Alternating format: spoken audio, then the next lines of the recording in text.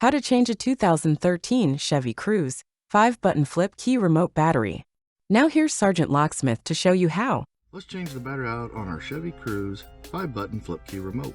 For this task, you will need a flat tip screwdriver and your battery, which is a CR2032. Easy task to do. Pop your blade open, and if you look, you'll see you have the seam line where the two halves. You've got that diagonal cut, which this is the bottom piece. Just place your thumb in there, push down, and the back cover pops off. Take this flat tip, you notice there's an indentation over here, put it right in there, and you want to lift up to pop it out. These right here provide the spring tension. Here's your CR2032 battery.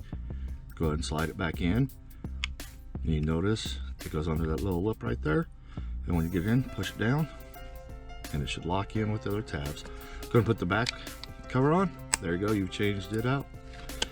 Hey, thanks again for watching, and let's be safe out there.